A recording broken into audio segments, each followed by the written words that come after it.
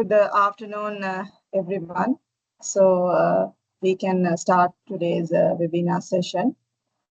So I would like to, on behalf of Bharti Religare Securities Private Limited, I'd like to warmly welcome you all to the day 2 of the webinar series, Stock Ganudenu, organized by BRS Research. It's an absolute pleasure actually to have you all here with us as we continue to explore key market insights. Today, we present an undisputed leader in the liquor industry, Distilleries Company of Sri Lanka PLC, presented by our lead analyst, Maheshi Vattegedara. Maheshi will take you through the key catalysts driving distilleries growth and why it stands as a high potential investment in Sri Lanka's evolving business landscape. Please do submit any questions you have using the Q&A box, and we will address them after the presentation. During the presentation, you can send in your questions. Please let it keep coming in, and we look forward to an engaging session. So without any further ado, Maheshi, I think you can go ahead. Yeah, thank you, Nusrat. Hope I'm audible to you all. So welcome to the second episode of Stock Ganudenu by BRS webinar series. So today we are going to dive through the Distilleries Company of Sri Lanka PLC, a company that sits right at the heart of the Sri Lanka's liquor industry. So let me take you through the presentation. Yeah. So we released our initiation on 31st March 2025 with a target price of 51 rupees. That implied a 40% upside at that time. But during the last few days, we have seen a few fluctuations in the price. So based on today's closing price of 35 rupees and 80 cents, now we have further upside of 42 rupees and further upside of 42.5%. So with the economic stability and tourism rebounding and discretionary spending picking up, we believe that DIST well positioned to ride this wave and offering both strong fund capital appreciation and also healthy dividends. So in addition to this capital appreciation, we have seen in our valuation, we expect 3 rupees and 70 cent dividend per share in FY26. So with that, the target price based on the total return will be 54 rupees and 6 cents, and the total return is 52.8%, and we rated it as buy. So before moving on to the full presentation, I will quickly take you through the key catalysts we identified in this report, and of course the risks we flagged in this report. So when we take the distilleries, the principal activity of the company is distillation, manufacture, and distribution of liquor products. Especially, they are specialized in hard liquor market, and so we identified 5 key catalysts in our report. The first one is market leadership of distilleries, especially in the hard liquor market, and their diversification. And the second one is capitalizing on the inelastic nature of demand for the liquor products and the brand loyalty to their flagship products like DCSL Extra Special. And the third one is leveraging on sectorial rebound, especially tourism and construction sector, which has a strong correlation with the demand for the hard liquor segment and the shift in consumer trends. And the fourth one is driving profitability through economies of scale, and finally the sustaining profitability and margin resilience. So while identifying these key catalysts, we identified key risks as well. So, of course, when it comes to sin industries, we know that there is a taxation risk, especially for liquor and tobacco sector, and the shifts in consumer spending patterns. So, although we identified shift in consumer trend as a positive catalyst, we have seen some risks as well in there, and also the counterfeiting and unfair competition, and raw material price volatility, and political and regulatory risks. So let me take you through the before moving on to numbers, let me take you through the company overview. So when Distilleries, or the DCSL Company of Sri Lanka, is a pioneer in the industry. Their history dated back to 1930.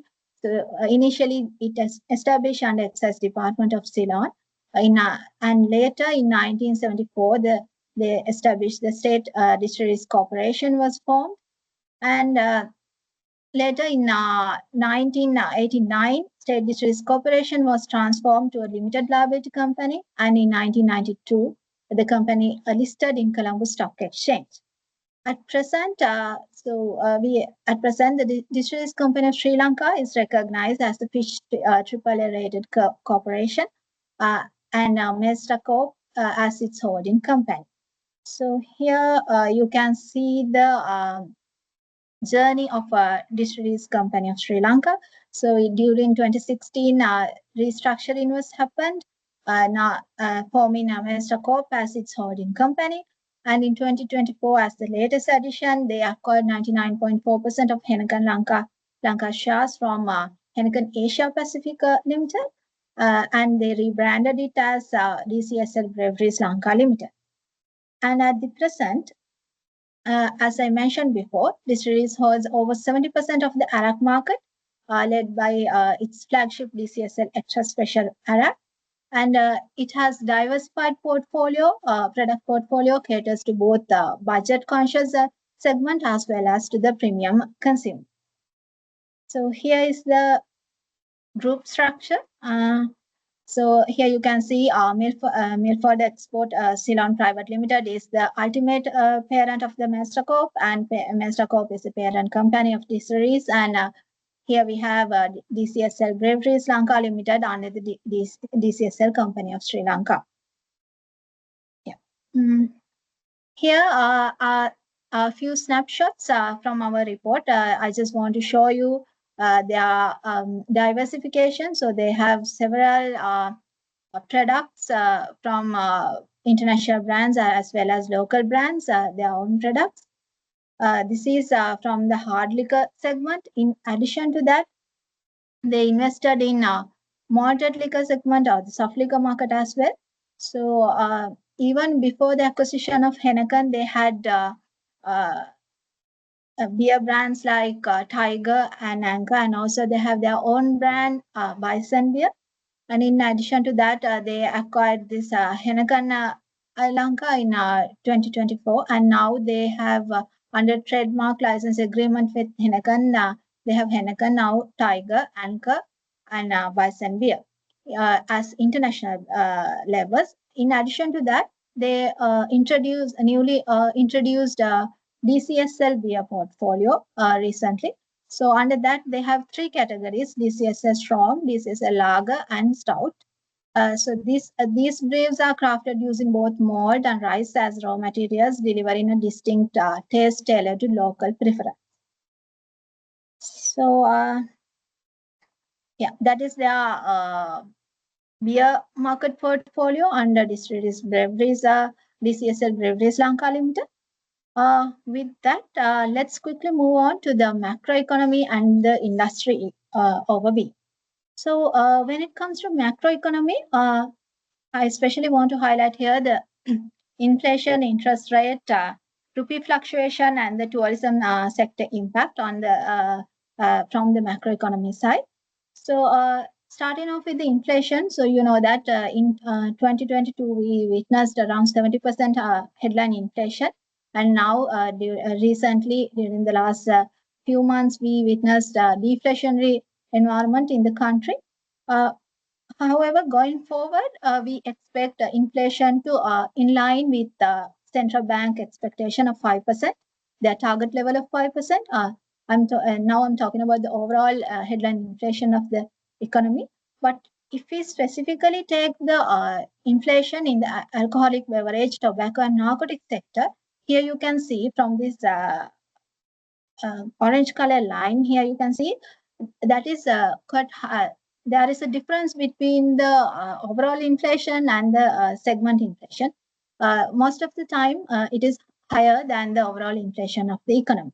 So that is mainly because that was primarily driven by the steel industries, which are consistently subject to tax increases. So these industries tend to pass those tax increases and additional costs to the consumers, given the habitual nature of the demand. So going forward in the future, also we expect expect inflation for the alcoholic beverage, tobacco, and narcotic sector to remain above the overall inflation of the economy, that is this target 5% level. And when it comes to interest rates, distilleries maintain a strong balance sheet with low leverage, minimizing its exposure to the interest rate fluctuations. But time to time, depending on the certain requirements, we can see they have they took certain interest-bearing loans. But in overall, if we take, they have a low leverage level. So exposure to the change in market lending rates is minimal. But if we take the general economy, you know that when the interest rates are lower, we can see a boost in the consumer demand. So with that, we expect there will be a boost in other economic activities, boost in economic activities in other segments. So that will have indirect impact on the demand for the distilleries products. And the next one is rupee fluctuations. So here I haven't put any graph on rupee fluctuations, but what I can tell you is regarding the foreign exchange risk. Again, distilleries has a minimal impact from the foreign exchange risk because primarily they source their raw materials from domestic suppliers, because from 2019 there is a restriction for importing ethanol and all. So now they primarily source their raw materials from the local suppliers. And also, if we take the export exposure of the company, it is minimal, I would say less than 1% from the top line. So there is a minimal impact for the stock like DIST from the fluctuation in exchange rates. And when it comes to tourism sector, which is one of the key sector which has positive impact to the distilleries performance. So here you can see after the COVID and economic crisis, there is a continuous increase in annual tourist arrivals. So going forward in this year as well as in the next year, we expect continuous growth in the tourist arrivals in our macroeconomic outlook. So with that, we believe that the demand coming from the tourism and leisure sector will be increased for distilleries because most of the international travelers, they prefer to have this local experience, local liquor experience in the country. So with that, we expect a boost in demand from that segment. So basically, that is about the macroeconomic impact on the company. And if we quickly move on to the Sri Lanka's liquor industry landscape, so here you can see in Sri Lanka, and if we take the domestic liquor industry, most of the consumers consume either arak or beer. So here in this graph, you can see with this arrow key, before a couple of years back, you can see we had high consumer consumption coming from the arak, but by the end of 2023, it has shifted to the beer segment, which is one of the notable theme we can observe in the market. So that is mainly because of this economic crisis and the affordability. With that, we can see a shift in the consumers from hard liquor market to soft liquor market. And so if we take age-wise, here you can see there is a decline in demand from the category of age category from 40 years and above, but we can see increase in demand from more younger categories from 15 to 24 years and 25 to 39 year old category. Although there is a shift in this hard liquor market to soft liquor market, here you can see we can observe a continuous increase in the private consumption expenditure for alcoholic beverage and tobacco and narcotics sector, which we believe that will benefit for the distillery's performance going forward. So if we take the overall industry, mainly when it comes to Sri Lanka, there are various tax policies, there are various regulations, and also we have different cultural norms, religious beliefs, and there are concerns regarding public health. So also they have many regulations for license and everything. So those are the major things we can see in the Sri Lanka's liquor industry landscape. And in addition to that, during the last couple of years, we can see a rise in illicit liquor market. And also we can see, as I mentioned, shifting consumer preferences. So when it comes to shifting consumer preferences, a key trend driving the market is the rise in demand for low alcohol and non-alcoholic beverages, as I mentioned. Like they shifted into this beer segment. This was fueled by increased health consciousness among consumers and also the affordability. And in addition to that, we can see there is a rise in emerging middle class. So there is a demand coming from that segment as well, especially from youth and the female consumers. And I want to highlight the rise in illicit liquor in Sri Lanka. So this came into picture, especially after the post-COVID, after the COVID and the economic crisis, because before that, the illicit market was around 20 to 25% in most of the reports. But after that, we can see the market increased up to 60 to 65% of total liquor market. So one of the major reason was we know that during the crisis period, there were several job losses and income cuts, especially from the daily wage earners. So that went to a higher cost of living, which reduced the affordability for legal liquor. And on top of that, there were excess duty hikes, VAT hikes for legal liquor products. So that unintentionally pushed them to use towards this illicit liquor, mainly these alternatives like moonshine. So we did a on-ground analysis, a small survey. So in that, what we found is more than the affordability, more than the easier availability, the main reason they went towards this illicit liquor market was the lower cost. The affordability was the main reason that consumers shifted towards this illicit liquor segment.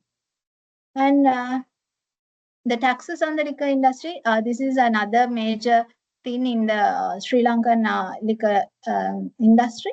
So mainly in Sri Lanka, they pay excise tax, import duty if they are importing, and the VAT. So excise duty is the primary tax on locally produced alcoholic beverages. It follows a volumetric tax system. That means they are not paying based on the number of bottles they produce, but they pay the duties vary from the based on the absolute strength of the liquor. Here you can see in the table the rate is varied from the absolute strength of the liquor. Even if we take the malted liquor segment, even for the malted liquor below 5% absolute strength is one amount, and more than absolute strength of 5% is another amount. Likewise, the rate is changing based on the liquor percentage. And in addition to that, the income tax, corporate income tax, typically in Sri Lanka, the income tax rate is higher for sin industries.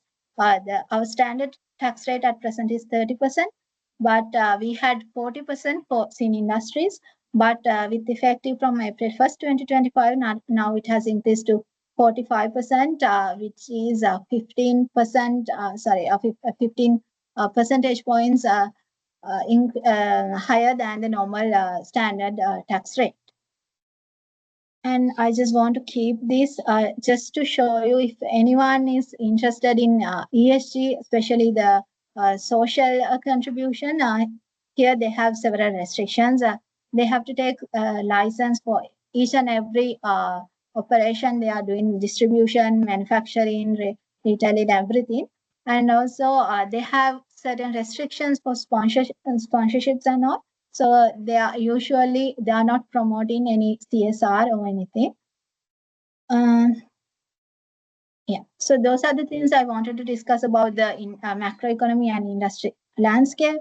And if we go to competitive landscape, here you can see there is no any listed peer in hard liquor market for distilleries, but there are peers in the market like international distilleries and distilleries. They are the second and third largest spirit producers in Sri Lanka. And when it comes to beer segment, Lion dominates the domestic beer market. And also as their parent company, we have Ceylon Beverage Holdings, PSC. So I'm not going to dwell too much on them in here. We will discuss about the peer analysis in our financial analysis part. Yeah.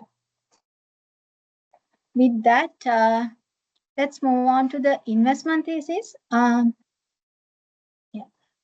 So as I mentioned in our first slide, so our valuation is based on 5 main catalysts. The first one is market leadership of distilleries. So as I mentioned before, also they are commanding now 70% of the hard liquor market, the Iraq market in Sri Lanka. And in addition to that, distilleries maintains they are controlling nearly 60% of the brandy market in Sri Lanka. So if we take the overall, they have the highest market share in the hard liquor segment in the domestic alcoholic beverage market. And if we take the beer market or the soft liquor market, here you can see as I mentioned, the Lion is the leader in the beer market. But when we did the on-ground analysis, we identified around 30% of the participants. They identified these brands. They are familiar with brands coming from the distilleries like Bison, DCSL Beer, Heineken, and Tiger. So as a major catalyst, we believe that when it comes to hard liquor market, we expect this market leadership market share to exist, to maintain in the future. And when it comes to soft liquor market, since now the consumers are identifying and they are familiarizing with the DCSL brands as brands coming from DCSL as well, we expect beer market also to gradually increase going forward in coming years. And the next catalyst is cultural loyalty, capitalizing on inelastic demand and brand loyalty. So again, when it comes to liquor or the alcoholic beverages, usually consumers prefer to have loyal brands are there. So when it comes to domestic market, especially their DCSL flagship product, DCSL Special, Extra Special is one of the loyal brand in our domestic market. Sorry.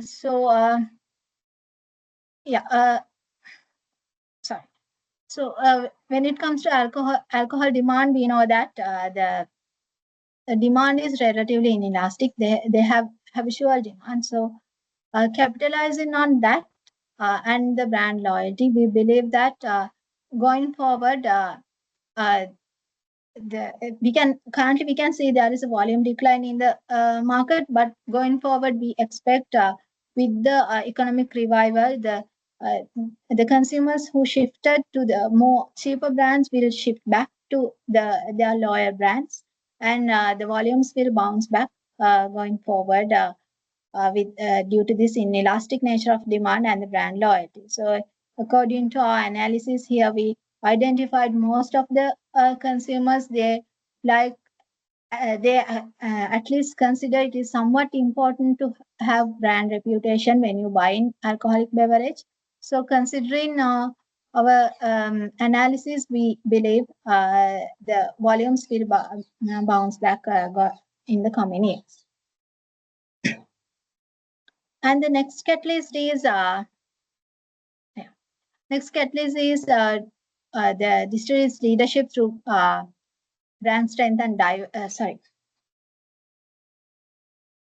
Our next catalyst is the economies are driving profitability through economies of scale. So when it comes to distilleries economies of scale, distilleries is one of the largest liquor manufacturer in Sri Lanka. So they have large scale production, which allows the company to spread their fixed cost over the higher higher output, thereby reducing average cost per unit, supporting margin stability even during the challenging periods. So as a dominant market player in the market, we can see they were able to secure favorable terms with suppliers as well, especially for key inputs like molasses, spirits, and packaging materials. And in addition to that, they have large inventory facility. They have facilities to maintain large inventories, and also if you take the manufacturing plants, most of them are automated, and with that, since they have invested in automation, they have minimum labor cost and operational expenses per unit. So with that, distillery is able to drive their profit through these economies of scale. In addition to this production part, they have extensive distribution network across the country, which enables cost-effective bulk distribution and optimized route management. So this is not only benefit to the DCSL, but also it will be a benefit to newly established district breweries also, because they can also benefit from the parent company's extensive distribution infrastructure, minimizing logistics and warehousing costs. So considering all these things, we believe that this is one of the major catalysts which distilleries can drive their profitability. And the next one is the leveraging on sectorial rebound and shifting consumer trends. I think I have already spoke about this shifting consumer trends and somewhat about the sectorial rebounds. So especially when it comes to sectorial rebounds, we can see revival in tourism and leisure activities with the revival in tourist arrivals, which will increase demand for alcoholic beverages. In addition to that, as I mentioned, the construction activities is expected to drive demand from workers involved in heavy physical labor, especially who represent core consumer base for distilleries product portfolio. And in addition, not only construction sector, other sectors like plantation, we can see there is a notable demand coming from those sectors as well. So here you can see, based on the data we collected, if we compare with the previous years, we can see wage rate indices increase for public sector as well as informal private sector. So with that, and also we can see improvement in construction sector activities and also accommodation, food and beverage service sector activities.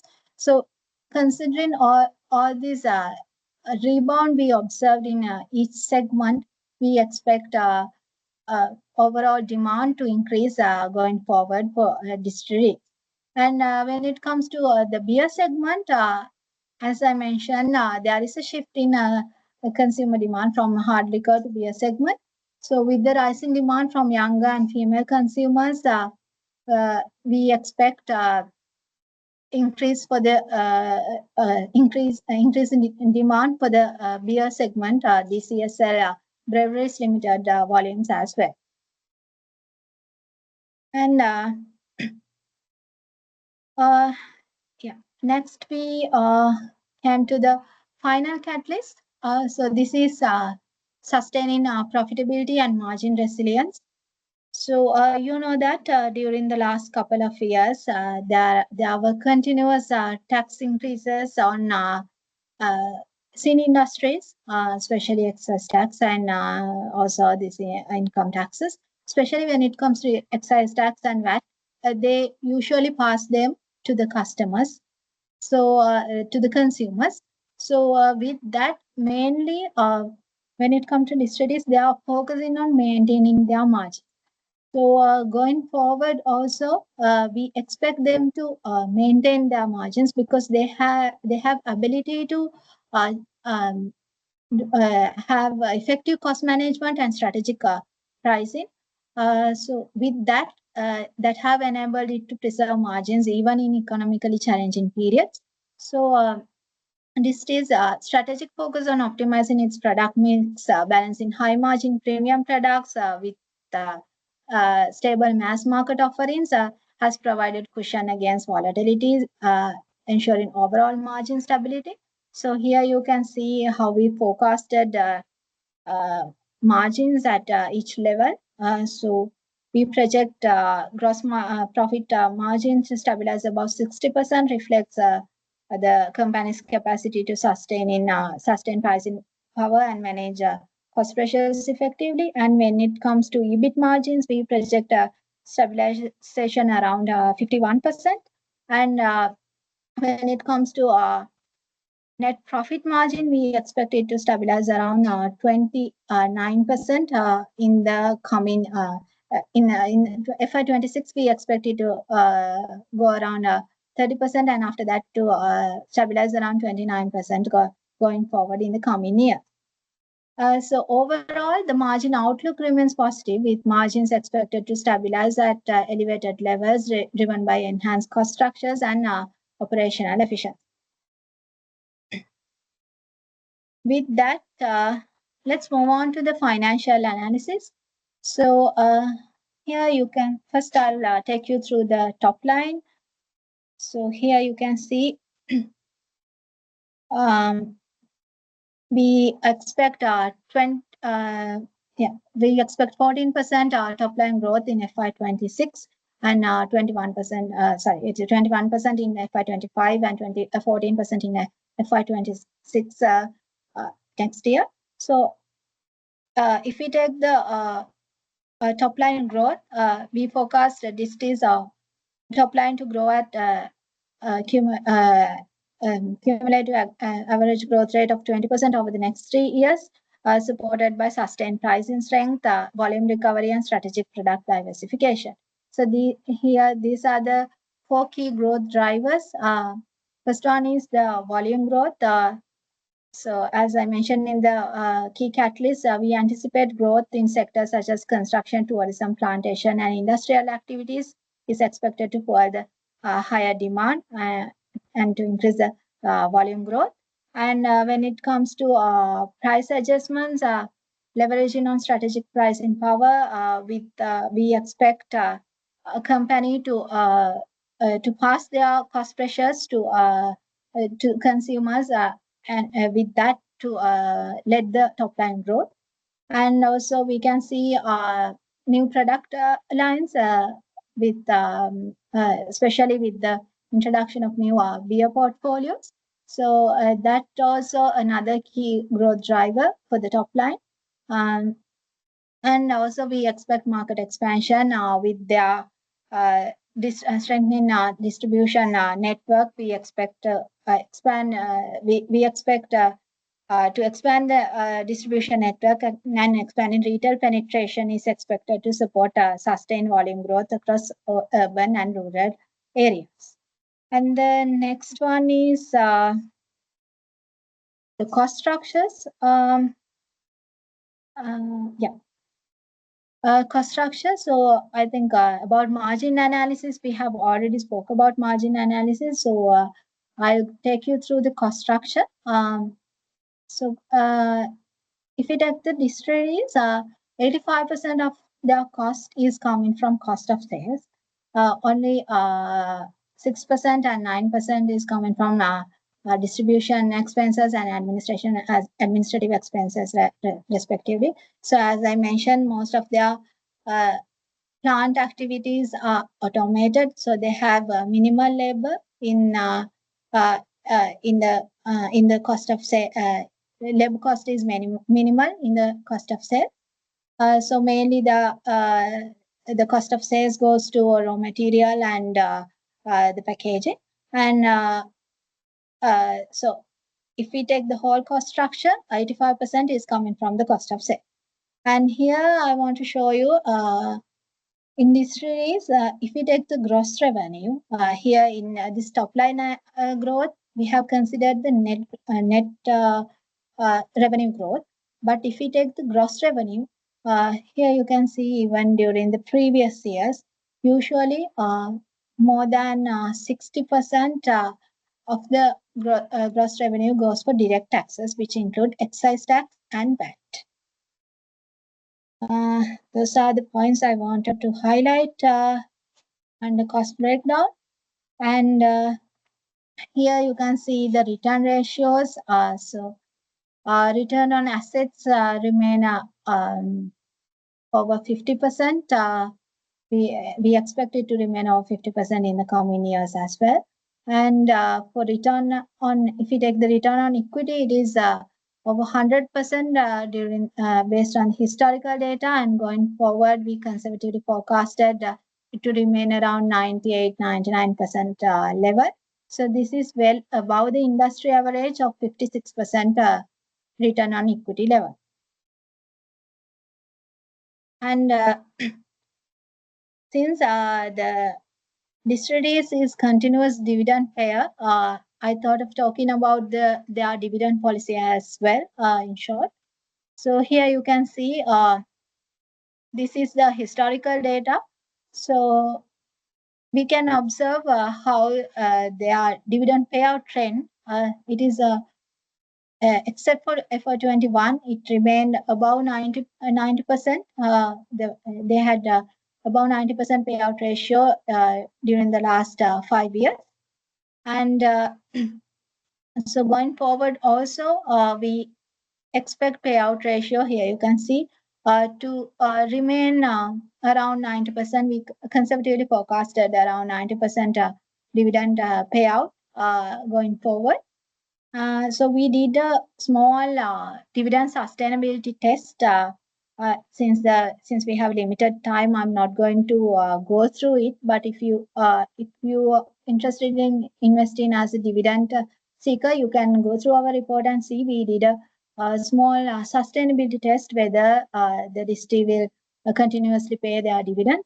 So in absence of any significant reinvestment requirements, we forecast the dividend payout ratio to hover around 90%. And here is a snapshot of our 5-year performance of our distilleries at a glance. So I'm not going to go through each numbers here. Yeah. With that, let's move on to the valuation. Yeah. So here you can see. So this is the valuation based on DCF model. We arrived at intrinsic value per share of 50 rupees and 24 cents.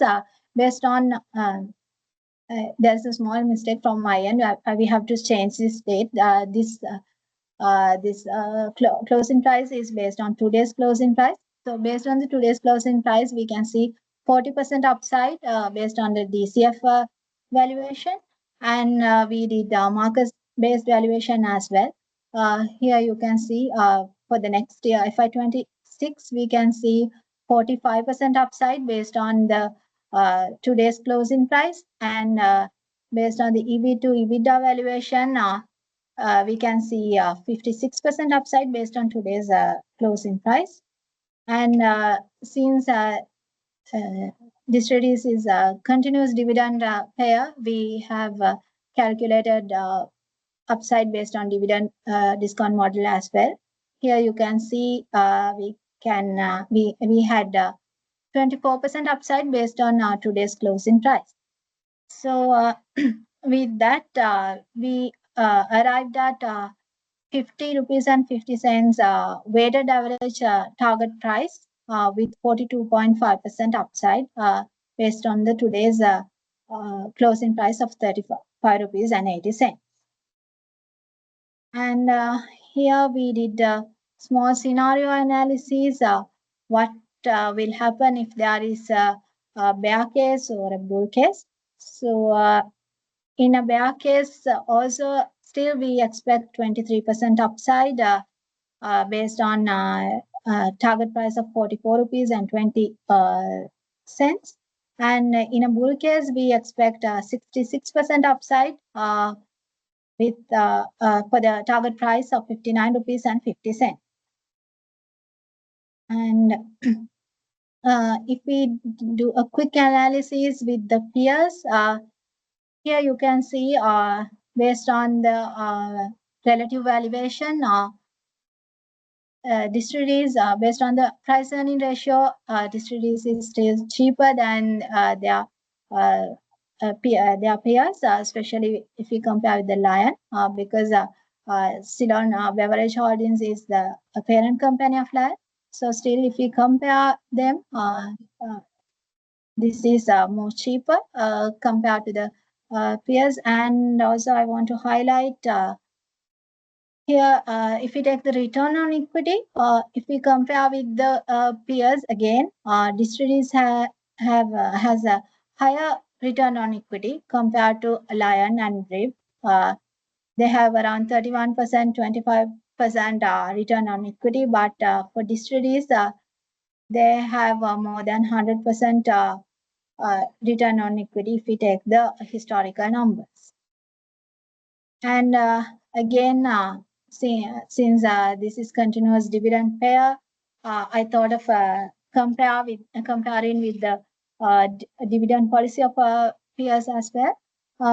Here you can see if we take the payout ratio, again, distilleries has higher payout ratio, more than 90%, and dividend yield is also comparatively higher. In FY24, it was 10.5%. So if we compare with the peers also, based on the dividend policy, distilleries stand out with a high payout ratio and high dividend yield. So, yeah, that brings us to the final part of the presentation. So these are the major risks we identified. So first one is the taxation risk. So definitely when it comes to seen industries, we typically observe this tax risk. So for that, as mitigation strategies, they actively engage in policymakers to advocate for balanced tax structures. And also they offer diverse product range with varying profit margins to cushion the effect of tax changes. And for the shift in consumer spending patterns, again, with the economic volatility and with this inflation fluctuations in disposable income, that can reduce the discretionary spending, leading to lower alcoholic sales. For that, again, they have diversified portfolio for different consumer segments. For premium segment, there is one portfolio, and for others, another. Likewise, they have a diversified portfolio. And again, the next risk is the counterfeiting and unfair competition. For that, they maintain competitive pricing and high product quality to strengthen the consumer loyalty, and also they monitor counterfeit products, and they use tamper-proof bottles to prevent manipulation, and they educate consumer to identify authentic products. And also they collaborate with law enforcement and regulators to combat with this counterfeiting and unfair competition. And when it comes to raw material price volatility, since they mainly source from the domestic suppliers, they have strong supply chain management and they secure long-term supply contracts with domestic suppliers. And for the political and regulatory risks, so in order to avoid risks from frequent regulatory changes, like they have established a dedicated unit to monitor policy changes and ensure compliance. Also, they recruited ex-regulators to enhance regulatory awareness and improve compliance. So, with that, that brings us to the end of our presentation. Before going to the Q&A session, I want to highlight another key risk, like it is actually not directly involved with the distilleries, but you know that about this recent tariff hike, I think the market is looking forward to see what will happen. But when it comes to distilleries, what I can tell you is they mainly source from local suppliers, as I mentioned before. So they have minimal risk from the supply side, from supply chain. And if we talk about the exports, they mainly export to Sri Lankan expats in other countries. So there is no any major export market for distilleries. So regarding this recent tariff changes, US tariff changes, for stocks like distilleries, they have really minimal impact from that kind of risks. So those are the things I mainly want to highlight here. And to sum it all up, I want to say Distilleries Company of Sri Lanka PLC is not just a market leader in spirit segment. It's a resilient, cash-generating business with deep-rooted in brand strength, unmatched distribution, and growing pricing power. So with macroeconomic rebounding and with the consumption rebounding back, we believe distillery is entering into volume recovery cycle. So from valuation standpoint, our target price is backed by our four methods, as I discussed before.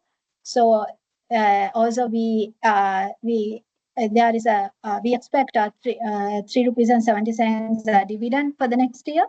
So we believe that distilleries is well suited for investors who is seeking for both dividend income as well as fundamentally strong counter to have a long-term investment. So in overall view, so this is we believe that this will be a good stock to invest as in both sides.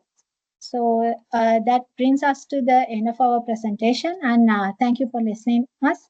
So if you have any questions, it's time for you to ask. I look forward for your questions. Thank you.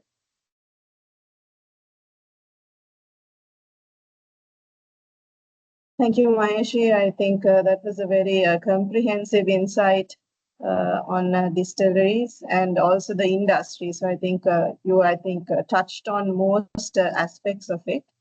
So just to start off with a few questions. So you did speak about the tax structure and how intensely the sin industry is taxed in Sri Lanka. I think not only distilleries, also CTC and so on. So in that context, I think you also clearly said that people are moving into the illicit market due to the tax increases and the price hikes.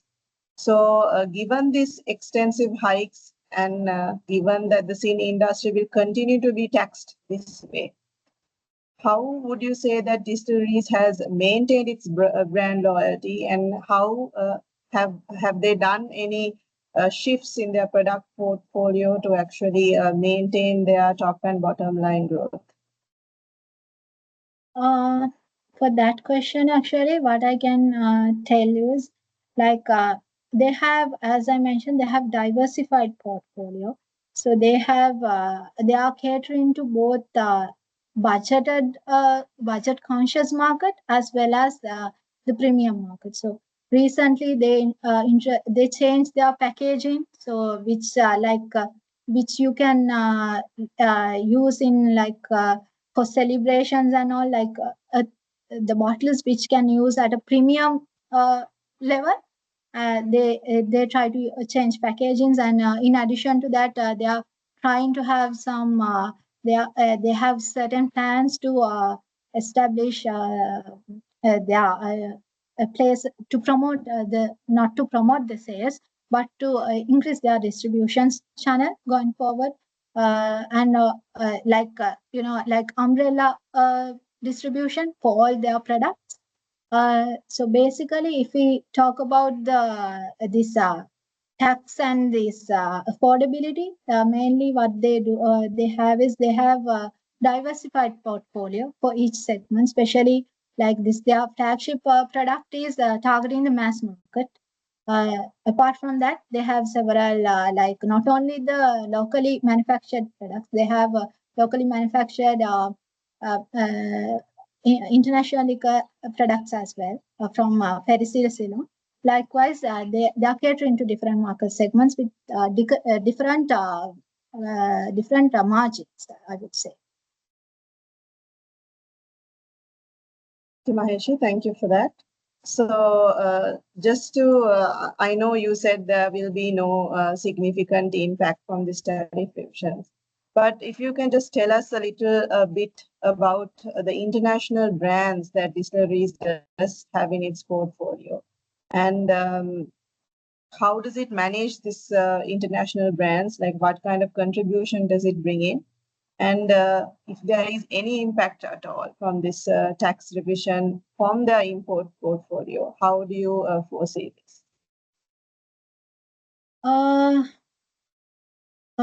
We can say it like this. So they have international brands, especially this beer brands. So for them, like they import there are certain raw materials, because when it comes to international brands, they have to import certain raw materials, enzymes, and or the raw materials they have to import.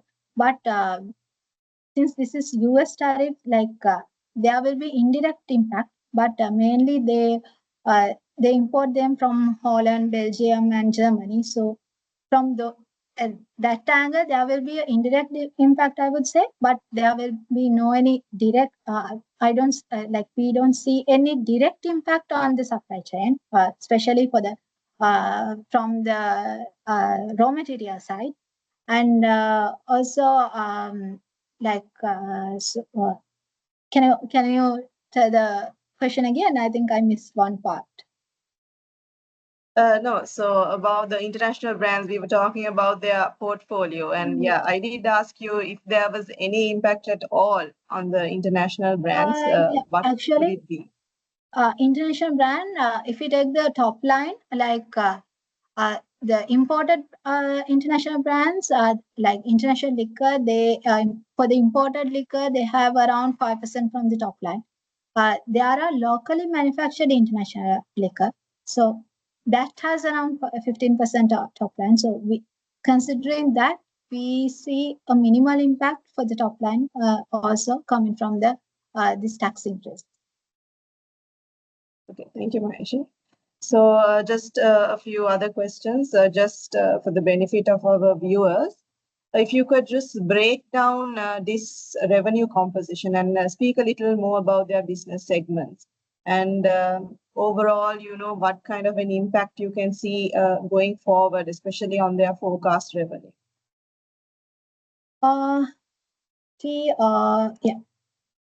If we break down if we break down the total revenue, we are not in a position to share the product-wise breakdown, but I can say 75% is coming from their flagship products, hard liquor market, this extra special, and for around 15%, as I mentioned, from the international locally blended imported liquor, locally produced imported liquor, and another 5% from imported liquor, and another 5% from the beer market. Okay, thank you. So also, if you can elaborate a little more on the related party relationship between distilleries and Perisill. Yes, I think if you go through the annual report also, you can see the Perisil product portfolio is there. Even in our report, you can see it. So that is mainly because this locally manufactured imported liquor. That those products are manufactured under Perisil, and those products, the DCSL buy those products from Perisil and distribute. So mainly the distribution is done through through DCSS. So if we take as a related party, mainly the nature of the transaction is supply of goods and services like data collection, purchases of materials. Likewise, those are the basic nature of transaction between distilleries and Pharisee. Okay, so just one final question. So we know that you did a very extensive survey when you did your report. So that helped you to understand the industry as well. So if you can just give us what kind of conclusion you came to from your survey. So I think that will help our viewers understand the industry and the dynamics better. So by looking at the industry survey, what we can see is we can observe these what we discussed, mainly the shift in consumer demand, especially the demand coming from the youth and the female segment. We can see. So overall, if we give the conclusion, what they mention is the consumers' major problem was this tax hike, and with that, they experienced these high prices. So the main problem, what they mentioned as a conclusion, what we can see, the volumes went down, especially due to this price hike, and most consumers like to come back to their loyal brands. Still, again, so and also what they in the comment section, what they may basically ask for more options, more variety of liquor, more options for the especially from female segment. So those are the things like basically we identified in our survey. Okay, Maheshi, thank you. Thank you very much for that very comprehensive presentation. I'm sure our viewers also enjoyed it very much. And thank you very much for that insight. So this concludes our presentation for today.